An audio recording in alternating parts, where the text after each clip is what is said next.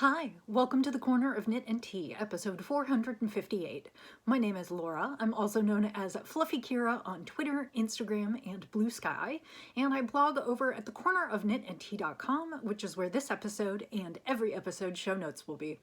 I have an Etsy shop called The Corner of Knit and Tea, where I sell my handspun yarn and knitting patterns. Hi, how are you? I hope that you are doing well. It is Monday, January 22nd, which means it is my husband's birthday today. I won't say how old he's going to be, but we are celebrating later this evening. I baked some brownies for him over the weekend, and we're just going to have his favorite dinner tonight and kind of hang out. We did a little get-together yesterday with friends, which was kind of fun. So I wanted to say hi, and I'm just going to go ahead and introduce myself a little bit more. I noticed that we have had an uptick in subscribers. We have been at 850 for a while now, and in the last week or two, we have ballooned to over 910.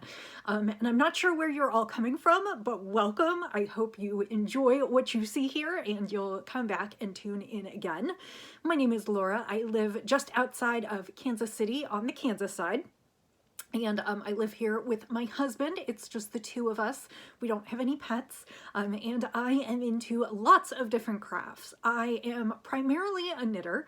I learned when I was 6 or 7 from my grandma Ruthie, and she taught me a lot of what I needed to know. And I knit some on and off throughout childhood and picked it back up in college. My grandmother knit me a blanket when I went off to college, and by the time my sister was ready to go off to college, my grandmother wasn't doing so well.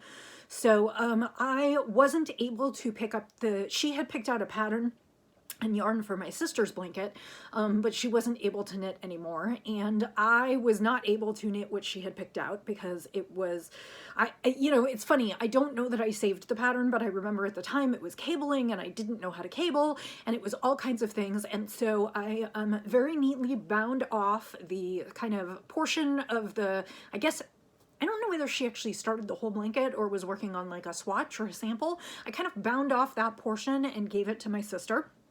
And then I took the yarn and made her a different blanket. And for several years thereafter, I knit, I joke that I knit like even really large projects, but they were all squares and rectangles. So I knit a ton of scarves, I knit a ton of blankets, like nothing fazed me as long as it was kind of square and I didn't have to do any thinking about shaping. And I don't know why I was sort of stuck. I graduated from college in the year 2000. And so the internet was really an up-and-coming thing when I was in school.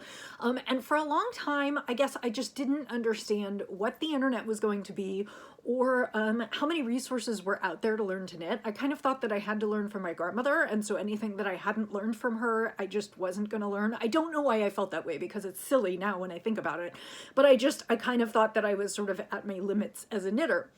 Anyway, so I finished college in 2000 and I moved into my own apartment in 2001, and not very far from my apartment was a knitting store, and not a knitting store like the kind I was used to, because for years I had shopped in like Joann's and Michael's, and we had this, what was it called? I don't remember, but we had this big discount warehouse full of, it was mostly acrylic yarn. And I had always gone there for everything because A, my budget, and B, because I didn't really know any better. And so I went into the store and oh my goodness, there were so many yarns. There was Malabrigo, there was Noro, there was Rowan, there was like all these different yarns, and I had absolutely no idea. And I started hanging out at the yarn shop and just like absorbing everything around me. The magazine articles, the help from people around the table, all the different kinds of yarns. And within about 6 months or a year, I had amassed actually quite a bit of knowledge, and they asked me to help out a little bit nights and weekends, and I knit some samples, and I helped people pick out yarn for projects, and that was pretty much it. And I have been a steady knitter ever since. So I speak knitting. That is my primary craft. It's what I'm always doing, multiple hours a day. And in time, I have also made it a little bit of my business. So I am a tech editor, and I have been doing that since about 2016 for knitting patterns. And I knit samples for shops and for designers. And then I for a while, I worked for a marketing agency that worked with yarn shops and yarn manufacturers and magazines and pattern designers and those kind of folks to help them do social media marketing for their projects. So in 2010, I picked up spinning because, of course, if you love knitting, then what's better than making your own yarn? And so I have been spinning for a while, and I do sell my handspun yarns in my Etsy shop. I kind of put them up as I have time, and I talk a little bit about spinning each week on the podcast, like what I'm working on, what techniques I might be using, and such. And then I've done a little bit of weaving. I do have it's an Ashford Knitter's loom. It's just a rigid heddle, and so I do a little bit of weaving, although not very often. And then more recently, I have started sewing, and that's because now in my day job, I work in kind of marketing and coordination for Missouri Star Quilt Co., which is headquartered here just outside of Kansas City. It's about an hour and a half from my house, and I work from home, but I work for them, and so I have, the last year or so, I have gotten into fabric and learned a lot more about quilting and gotten into sewing a few of my projects. So that is a little bit about me, and this podcast is just my adventures. It's what I'm working on, what I want to work on, a little bit of information about why I chose to do the things that I did or why not. And so I welcome you, and for those of you who have been here with me all along, thanks for sticking with me. Yeah, so let's get into today's podcast. I always start the day with what tea I'm drinking. The Corner of Knit and Tea, the name came about because I have a blog over at the Corner of Knit and Tea. Now it mostly houses show notes for the podcast with links to patterns that I talk about and whatnot. But back in the day, I also did tea reviews where I ordered lots of tea from lots of different places and talked about what I liked and what I didn't. And I still have bins and bins and bins full of tea. And so I always share with you the tea that I'm drinking. Today I am drinking Organic Bliss, and it is from Tea Runners. Tea Runners is a company in Canada run by Jewel State, who was Kaylee on Firefly, and her husband, and they have been running it for quite a few years now, and it is a both a subscription service and a place you can buy tea. So they do subscription boxes where you get 4 teas each month. You can make some choices like whether you want black teas or herbal teas, decaf, that kind of stuff, and then you can just shop for things. So this was a club selection many moons ago. And Organic Bliss is a blend of green and white teas with dragon fruit and pomegranate. It also says there's a little kiwi in it. It says it's great hot or iced. I'm drinking it hot today. So it's organic green tea, organic white tea, organic dragon fruit pieces, organic lemongrass, organic kiwi, organic raspberry, natural flavoring, and a little bit of sugar. It was provided by American Tea Room in Los Angeles, and I am drinking it today in my mug from Greenbridge Pottery. I bought this years ago when I went to Maryland Sheep and Wool, and it is keeping me company today. And this one is a really nice citrusy, like a really nice fruity, but also caffeinated and a good afternoon pick-me-up. So now that I have talked about a lot of things, let's actually talk about the knitting. So I do have a couple finished things this week. The first thing that I have finished are the mittens that I was working on last week. These are the Easy Twisted Rib Mittens by Heather Walpole, who is from UU Knits, and you can find the pattern on her website. It is linked in the show notes. For those of you who are new here, the patterns, I put all the patterns in my show notes.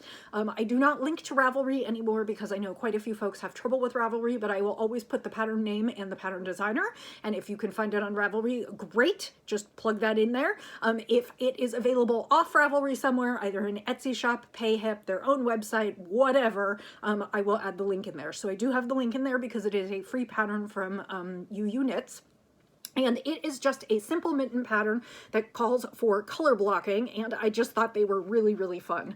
This year I am attempting to knit a bunch of mittens to donate for charity come the fall, and so I am knitting mittens in different sizes. These are the size large, so they are much bigger than my hand, and I knit them in a combination of yarns from Brown Sheep. These are knit in partial skeins that I had left over. The gray is Lamb's Pride, sorry, it's Brown Sheep. It's not Lamb's Pride. It's Brown Sheep Prairie Spun in the colorway, I think, Cloud Heather. And then this is Stratosphere, and I can't remember the name of the colorway, but it's this bright kind of springy green. And I had enough to make them opposing and make size large mittens. So these are done and ready to go in the box for donating. And I have a variety of causes that I donate to. So this is the second pair of mittens for the year, and the month is not quite over yet. So I'm very excited about those, and I have pulled out my scraps and other things, and I have lots more mittens planned for this year, but this has been fun to use up some scraps and make some cheerful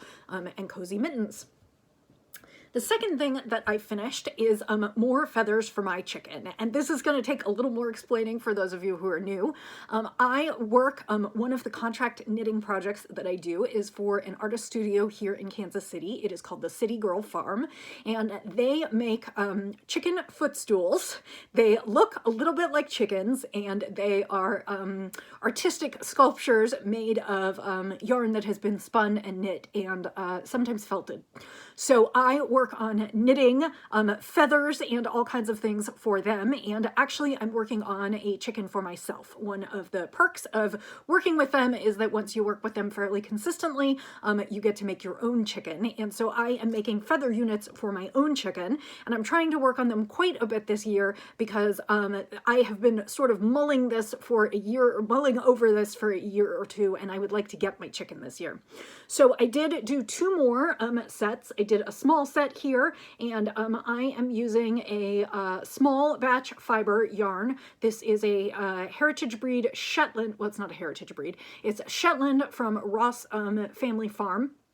And then it is my own hand spun, and the fiber is Enchilada Night on Corriedale from Hello Yarn. And I spun it up into singles, and then I'm knitting up these little stacks of feathers. And then I did do a bigger one this week as well. So these are the only two that I did this week. They're washed and blocked. They're not 100% dry yet, so I'm gonna let them dry a little bit more and put them in the bag, and hope that maybe this week I will be able to crank out a few more towards my goal. My goal is approximately 30, and I think I'm at 11 or 12 with these two. So I still have a ways to go. And so I want to keep working on that and keep kind of pushing so that I can get my chicken this year. So that brings me to two knits that are in progress. And the first knit that is in progress is something I have shown you already. And this is for the Eat Sleep knit. They are doing kind of a gnome along for their first quarter knit. And I decided that I wanted to knit along with them. And I decided what I really wanted to knit, what had been in my queue for a while, was Sarah Shira, who is the designer behind Imagine Landscapes. And she is the one who does all those wonderful gnome and gnome make-along patterns throughout the year. She made a hat pattern that was based on the hat pattern that she used in one of her gnomes, but she sized it up for human-sized hats. And so I am working on that, and it's going to be a pointy gnome hat. Technically, she has two versions of the pattern. She made the pattern so you can make it as a beanie, or you can make it kind of as a long, what I think of as a sleeping cap or a gnome hat, you know, with a point at the end. And actually, this is where I screwed up a little bit. I have to admit that. No matter how long I have been knitting, I can still make mistakes. I looked at the beanie pattern for my yarn requirements, and I ordered one skein of yarn, and it turns out I actually needed two. Now, luckily, I ordered this yarn in the last couple weeks, and so I went back and ordered another skein, and I suspect that the dye lot isn't even going to be an issue. It is an indie dyed yarn, and so I know it will come quickly because I ordered it from Eat Sleep Knit, and they're very quick on shipping. So worst case, if the color is not exactly the same, I will work to blend it in by alternating rows. But the yarn that I am using is from Yarn Love. It is Amy March DK, and it is in the colorway Conifer, and it is just this rich, almost Christmas tree green. And this was a case where I saw the pattern in a really dark green, and that ended up being the color I wanted to knit it in. I often don't knit the pattern in the same color that's in the sample, but for some reason this time it just spoke to me. I do think this is a little bit more yellowy green or greener, and the other one was a little bit more teal, but I'm loving this. And so I am working through, and I have actually gotten quite a bit done because I'm several cable repeats in. I think the last time I talked to you, I might have been at the first cable cross here, and so since then I've done more of the more of the cables. So they're kind of creating diamond shapes, and inside the diamond shapes are moss stitch, or it's just reverse stockinette stitch. And I have just started on the set where they're starting to get smaller, and then in the next chart I'll start to have some decreases. So I am moving in the correct direction, and this is a little silly, but I'm going to put it on anyway, and it fits beautifully, and I think it's going to be really super fun. And you can see it's just starting to build up and be very tall, and I'm sure it's going to flop over by the time I'm done, and I'll just have the tail point. I don't know how often I'll wear this, but I just think it is the cutest hat, and I love all of her gnomes. So I am working on this project. I need to finish it by the end of March. That should not be a problem. My hope actually is to finish this before the end of the month, which is about another week and a half. And I think I'll be able to do it, but we'll see.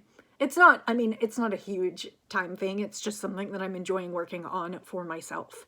So that is, again, what I'm working on. There is a link to that pattern. It's called Anne of Green Cables by Sarah Shira, and it is available on her website. So there is a link to it in the show notes. So along with a link to the yarn that I'm using.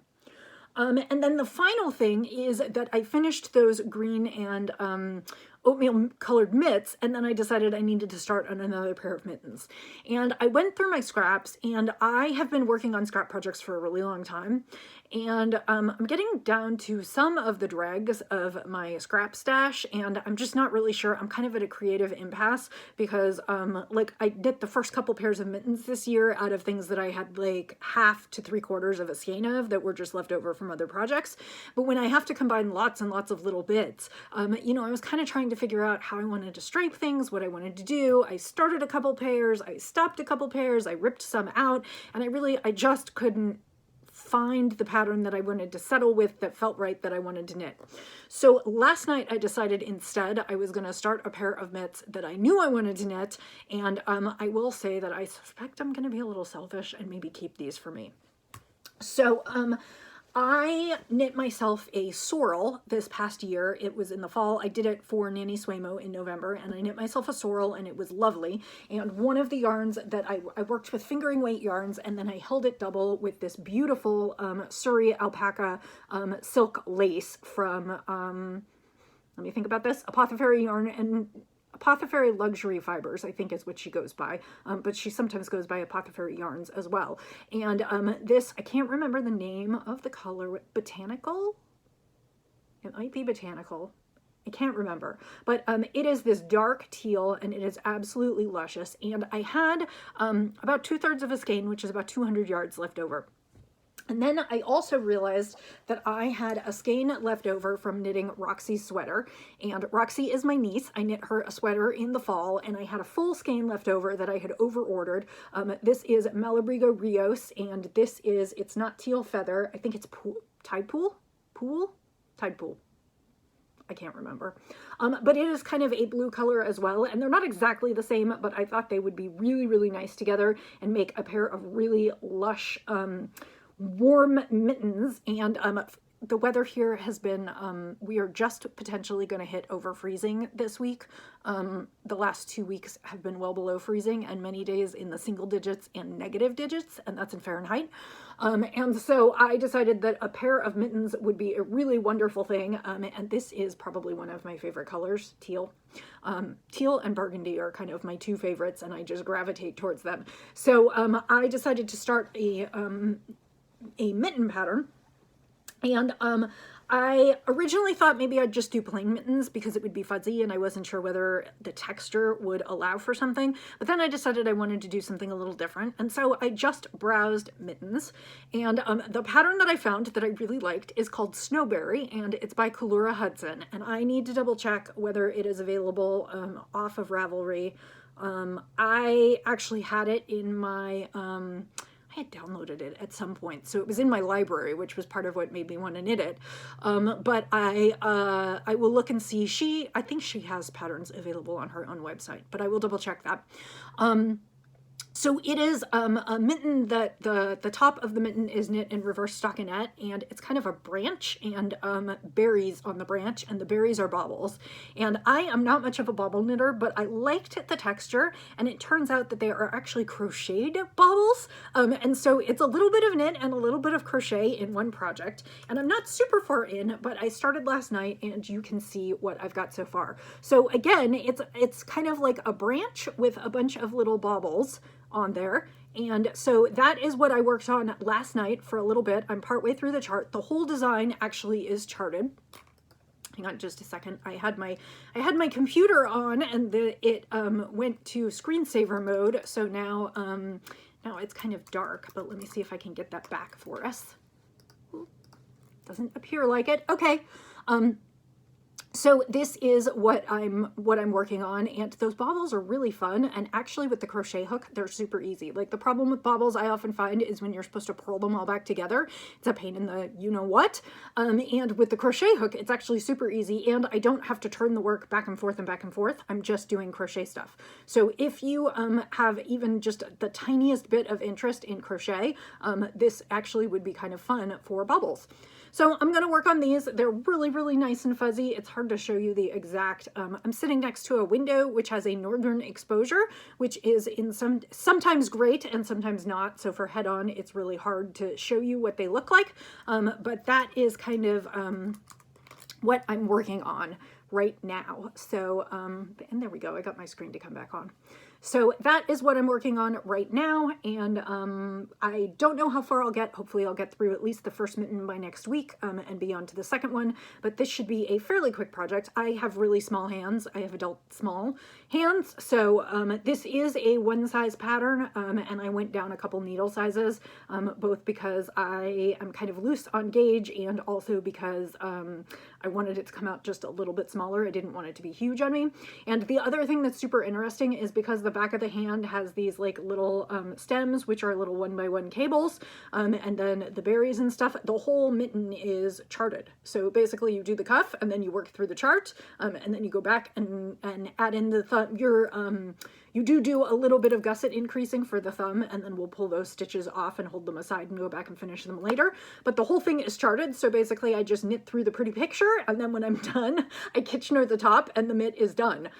So I'm super excited about that. I think these are going to be fun, and I predict we'll have more cold weather before, I'm still looking at several inches of snow outside, so I predict we'll have more cold weather before the year is out, and I'm hoping that this will give me a little bit of breathing space so that I can figure out what I want my next pair of scrappy mittens to be, so that I can keep working on getting things out of my stash and into the hands of people who could use them and love them, and it would keep them warm throughout the winter.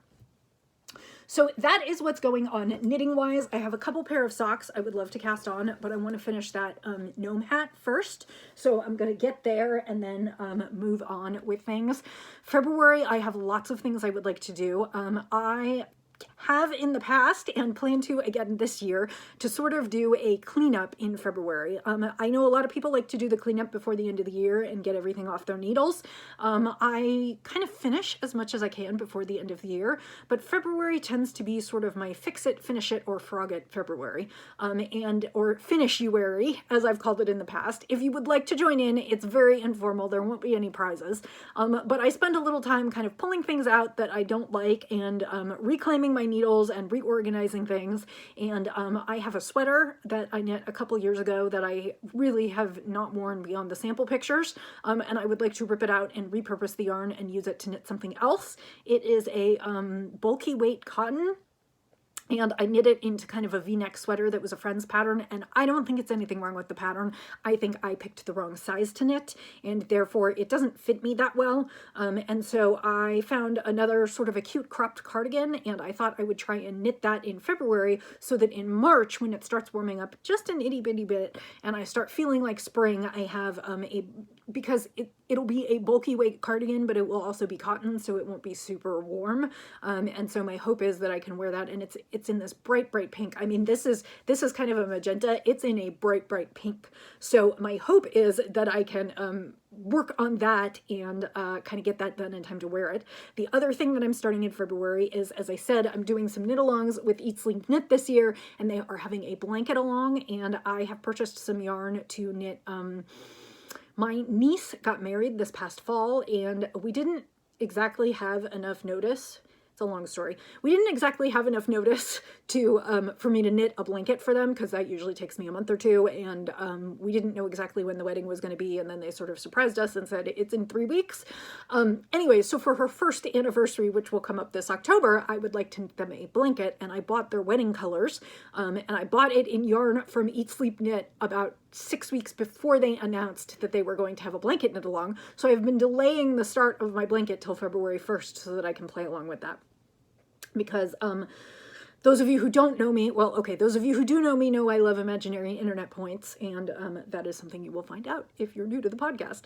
So I'm going to talk to you very briefly about spinning because I don't have a lot to show you, and then I have a little bit of sewing to share with you, and then I will let you get out of here.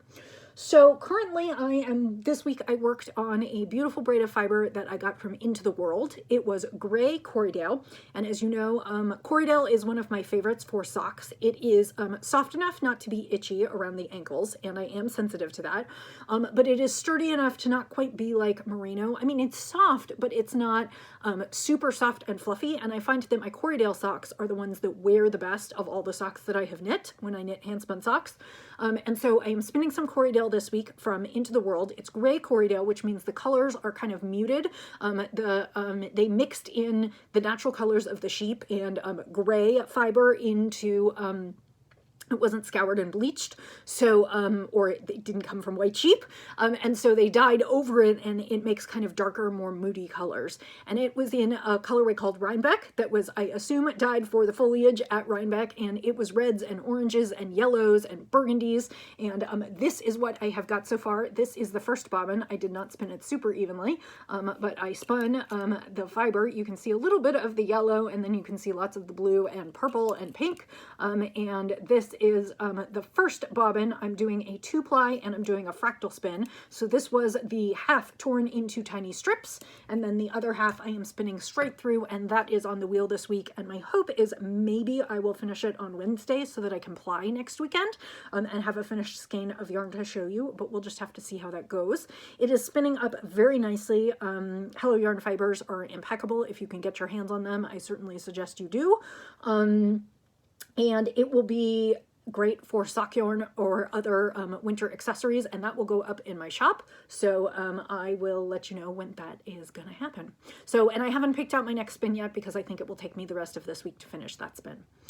So the last thing I will talk about is I did a little bit of sewing this weekend.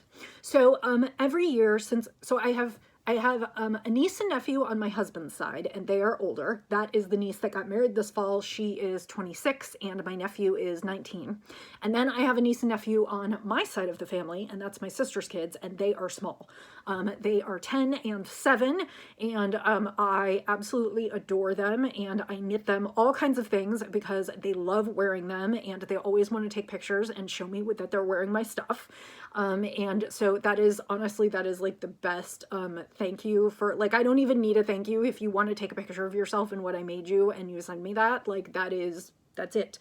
And I make the kids socks, and I make them birthday sweaters each year and hats, and they live in Chicago where it's super cold, so it's perfect. Anyway, when my niece was a baby and I wanted to spoil her, as I always did, I always sent her a little Valentine's Day package. And usually it was just something really little. Occasionally it was like when she was really little, I used to send pairs of socks. I used to send the little knitted stuffed hearts. And then I would send a little bit of chocolate. I think I'm the one who sent her first chocolate. For her first Valentine's Day, she was only like 3 or 4 months old. But for her second Valentine's Day, she was closer to 18 months. And so I put one, you know, those Dove heart chocolates, I put one in her Valentine's Day card, and my sister thanked me a lot for giving her her first chocolate. She was the first kid, so yeah. And so these days what I do is I put together a little package of a few little things that I found. It's not big presents or anything, like notepads and pencils, or just a little something. And then I usually put in a little box of chocolates that has, I don't know, like 6 or 8 chocolates, and I tell the kids to share them and share them with their parents. And so usually I knit for them. Often I'll knit them socks because February in Chicago is really, really cold, and sometimes their feet have grown since the last time I knit them socks in the fall. But this year I decided I wanted to do something a little bit different, and so I decided I'd do a little sewing project. And what I decided to do was I decided to sew them fun pillowcases in fabrics that of things that they like or things that we do together. So my nephew is a huge Pokemon Go fan, or Pokemon fan. He has like all the trading cards. He negotiates for them at garage sales. It is the funniest thing ever. He got himself like a huge sleeve of Pokemon cards for like $1 at a garage sale because he bargained the owner down from like $3 down to $1. It is the cutest thing ever. Anyway, he loves Pokemon Go. And my brother-in-law has the game on his phone, but he only very rarely will let my nephew play. And oftentimes, at least for several years, he would let my nephew play, but he wouldn't let him hold the phone or touch the phone because he was afraid he would drop it. And here I come, like Aunt doesn't really know the rules. My nephew saw that I had the Pokemon Go icon on my phone, and he was like, "Do you play Pokemon Go?" And I said, "Yes." And he was like, "Can we go take a walk? Can we play Pokemon Go?" And I was like, okay. So we took a walk, we put our coats on, and we walked outside, and I handed him the phone and said, "You have to give it back as soon as I tell you you have to give it back." I didn't know that his father never let him touch the phone, never let him play with things.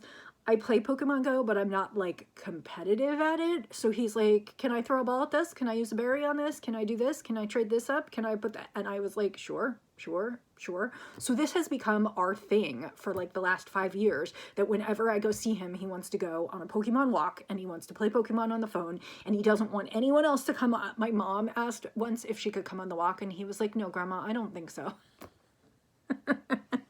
And I told him Grandma had to come if she wanted to come. Anyway, so we play Pokemon together. So when I went to the fabric store looking for fabric, I decided that his pillowcase needed to be Pokemon Go. So I found some really cute Pokemon Go fabric.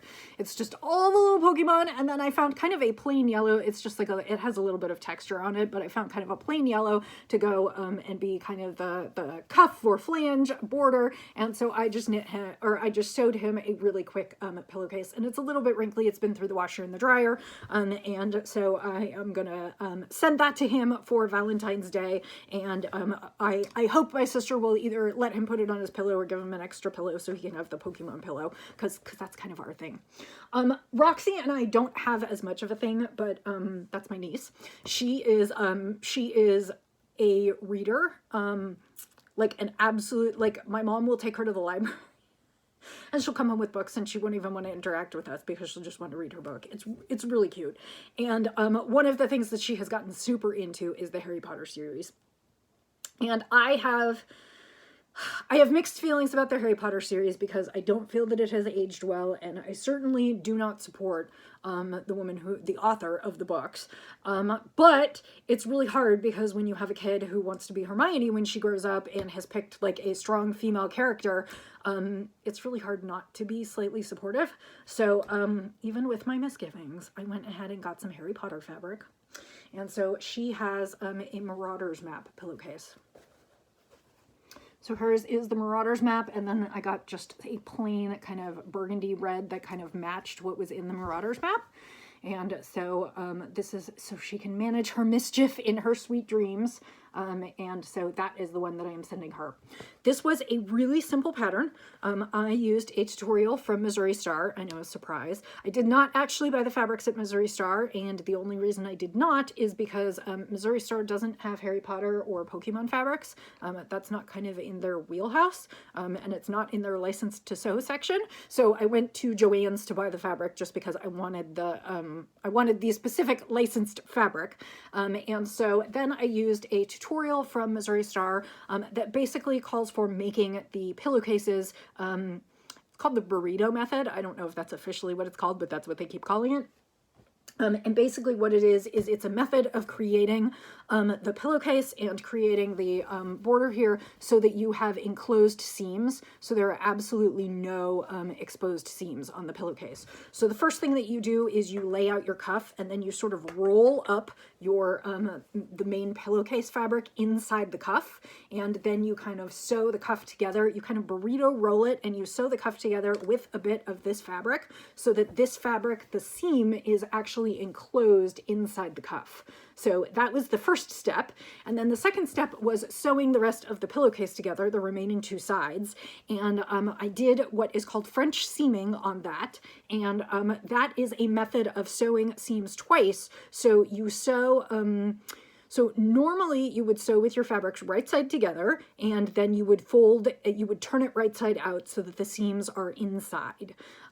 Because I didn't want any seams on the inside of the pillowcase to show, French seaming is where you sew your right sides, you sew your wrong sides together, so you have a seam that's kind of on the outside of the piece, and you've got kind of your selvage edges and all the threads and everything on the outside edge, which is where you don't want to see it.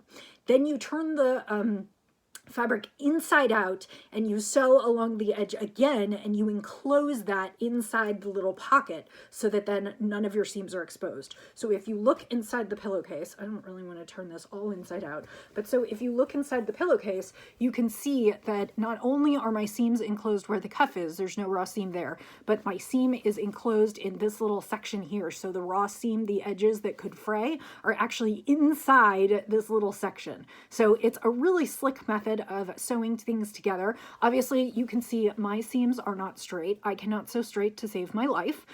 They're relatively okay, sort of, pseudo, kind of, maybe. They work. They fit the bill. I don't think the kids are going to notice, but definitely not perfect. And I used leftovers that I had in the bobbins and on thread. So I used a combination of navy and black as I sewed these, which is not necessarily always what you want to do because sometimes your stitches will show. So usually you want to match your thread color, but I didn't have any yellow, and I didn't have any royal blue, and I didn't have any red for Roxy's pillowcase. So I just used kind of some dark colors. And because all the seams are on the inside, the only seam you can actually see is the one inside the pillowcase, and I don't think the kids are going to be looking that carefully.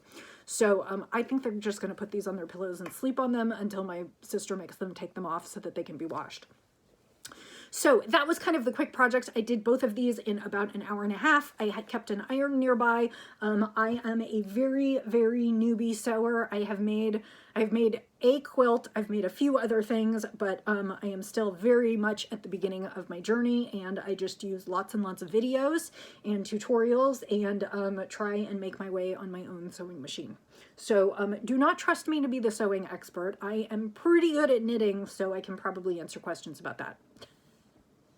So that is it for today. Thanks to those of you who joined for the first time. I added a little bit of exposition, and most episodes run right around 25 or 30 minutes, so this one is a little bit long, not indicative of everything that I do. And for those of you who have been here many, many times before, thanks for hanging in, because I know you know all of the other information, but I just thought I would do a little bit more introducing on this episode, since I have a few new subscribers now. So I hope you have a lovely weekend ahead. I hope that your weather is temperate wherever you are, that you are enjoying something that you're working on and finding a little bit of crafty mojo. I hope everyone's staying healthy. It's the middle of cold and flu season here, and everyone seems to be getting sick, and I just want to stay home alone in my house forever so that I never get anything. But I hope that you are doing well, and I will say, as I always do, happy knitting, happy spinning, happy sipping, and I'll see you next time. Bye.